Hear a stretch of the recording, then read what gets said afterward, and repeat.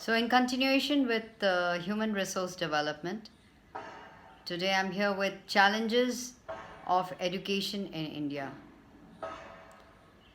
So, despite making such a great progress since the time of independence, still there are so many things which are lacking, and we must take it as a challenge and bring India up in education.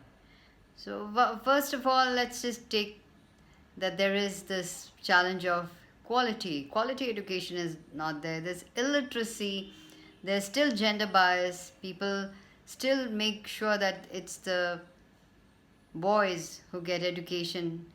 Then rural areas don't get enough of schools and colleges. Then there's a wide gap between privatization of education because of privatization and the government schools. So just if you just go through these, yeah. So let's just take that regarding challenges.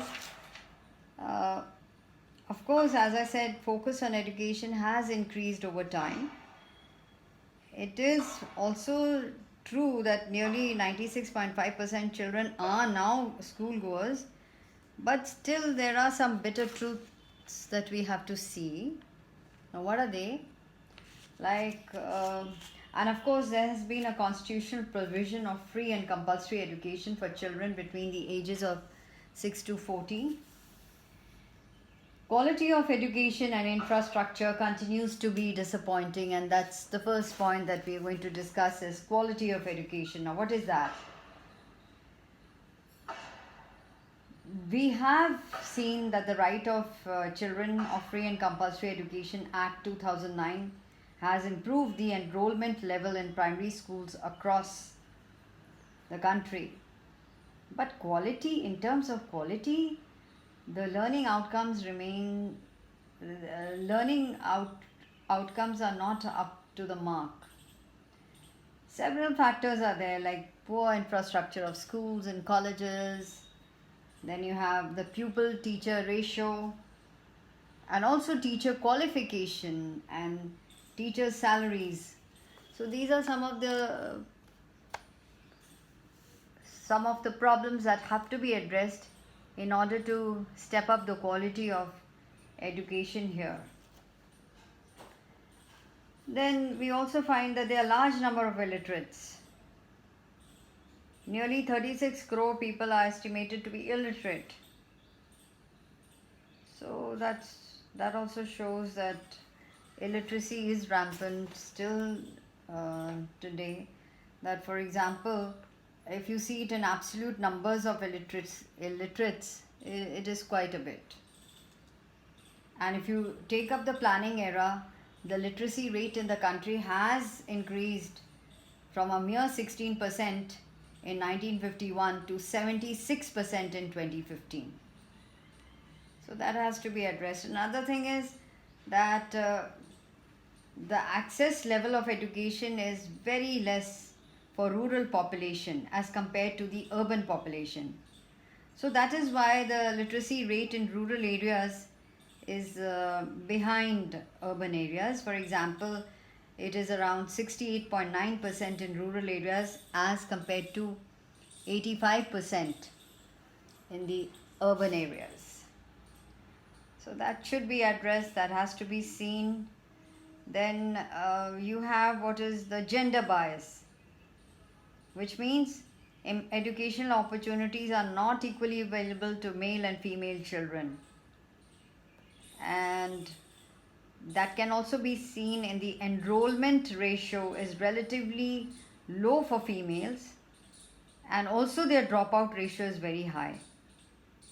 So literacy rate for females is less because of this reason. It is about 64.6%, whereas as compared to the male literacy rate of 80.9%. Also, it has been found out that there is this growing trend towards privatization of education. There is this privatization, as you can see that I've noted it down. So being very expensive, private education has tended to widen the gulf between access level for the rich and the poor. So the poorer sections don't get as many opportunities as they can get. And another, there was a survey by Child Rights and Youth, CRY. It found that children continue to be refused admission to schools because of lack of transfer documentation, birth registration, something like that, um, and proof of residence.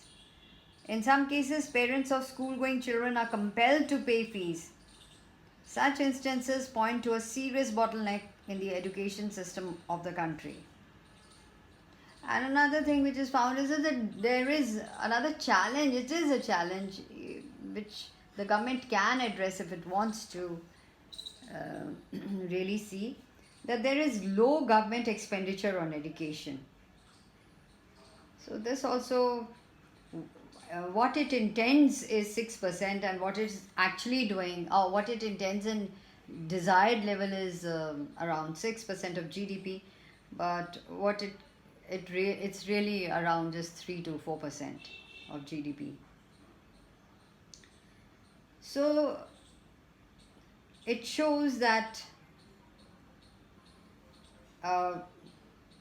if we can infer, or we can sort of conclude that education in India has not reached the masses, and illiteracy breeds poverty, and poverty in turn breeds illiteracy. So it just goes on like that, and these problems should be addressed.